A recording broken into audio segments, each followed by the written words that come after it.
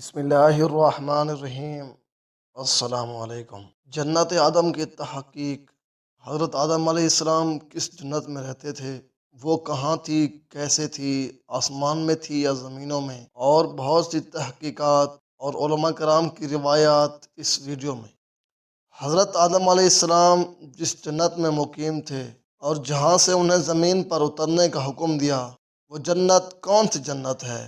جنت الماوا، جو بعد قیامت اہل ایمان کا مستقر ہے، یا جنت ارضی جو اسی زمین میں کسی بلند و پرفضا مقام پر آدم علیہ السلام کی حکومت کے لیے بنائی گئی تھی؟ جمہور علماء اسلام کا مسلک یہ ہے کہ جنت الماوا ہے، جس کا وعدہ آخرت میں مسلمانوں کے لیے کیا گیا ہے۔ وہ کہتے ہیں کہ آیات و حدیث کا ظاہر اسی پر دلالت کرتا ہے۔ وَقُلْنَا يَا آدَمُ اسْكُنْ أَنْتَ وَزَوْجُكَ الْجَنَّةَ، ہم نے کہا اے آدم، تم اور تمہاری بیوی حوا جنت میں رہو۔ اس جگہ کو جنت میں عربی قاعدہ سے الجنہ کے ساتھ ذکر کرنا اس بات کی دلیل ہے کہ یہ اسی مشہور جنت کا ذکر ہے جس کو جگہ جگہ قرآن عزیز میں قیامت کے بعد مومنوں کا وطن بتایا گیا ہے۔ ورنہ اگر کسی نئے مقام کا تذکرہ ہوتا تو پہلے اس کی حقیقت کا اظہار ہوتا، پھر اس کو جانی پہچانی چیز کی طرح ان کے الفاظ کے ساتھ ذکر کیا جاتا۔ تم وہاں سے ایک ساتھ اترو۔ بلندی سے پستی کی طرف اترنا حبوط کہلاتا ہے۔ اس لیے یہ جنت اراضی نہیں ہو سکتی، بلکہ جنت الماوا ہی ہو سکتی ہے۔ مسلم شریف میں ایک طویل حدیث ہے جس میں یہ جملہ موجود ہے: اللہ تعالیٰ لوگوں کو جمع کرے گا، پس اہل ایمان کھڑے ہوں گے جب جنت ان کے قریب ہوگی، پھر وہ آدم علیہ السلام کے پاس آئیں گے اور کہیں گے اے ہمارے باپ، ہمارے لیے اس جنت کو کھولیے۔ اس پر حضرت آدم علیہ السلام فرمائیں گے کیا تم کو جنت سے تمہارے باپ کی خطا کاری ہی نے نہیں نکالا تھا؟ اس کے برعکس علماء کی ایک جماعت کہتی ہے یہ جنت دنیا ہی کے مقامات میں سے کسی مقام پر تھی، جنت الماوا نہ تھی، اور اپنے قول کی تائید میں یہ کہتے ہیں کہ آیات قرآنی ظاہر کرتی ہیں کہ اللہ تعالیٰ نے آدم و حوا کو وہاں کھانے پینے کا مکلف بنایا اور ایک درخت کے نہ کھانے کی تکلیف دی۔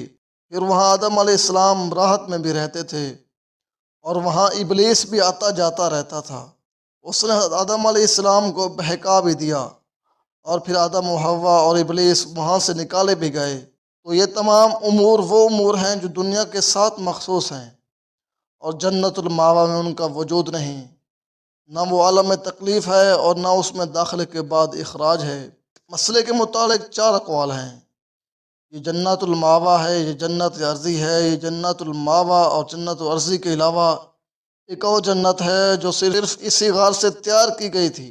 بہرحال حقیقت حال کا علم تو اللہ ہی کو ہے، لیکن تمام دلائل و براہین کے بعد ہماری رائے تو یہی ہے کہ یہ معاملہ بلا شبہ جنت الماوا ہی میں پیش آیا، اور کھانے، سونے اور شیطان کے وسوسہ ڈالنے کے لیے تمام معاملات جنت الماوا میں اس وقت پیش آئے جبکہ انسان ابھی تک عالم میں تکلیف میں نہیں آیا تھا۔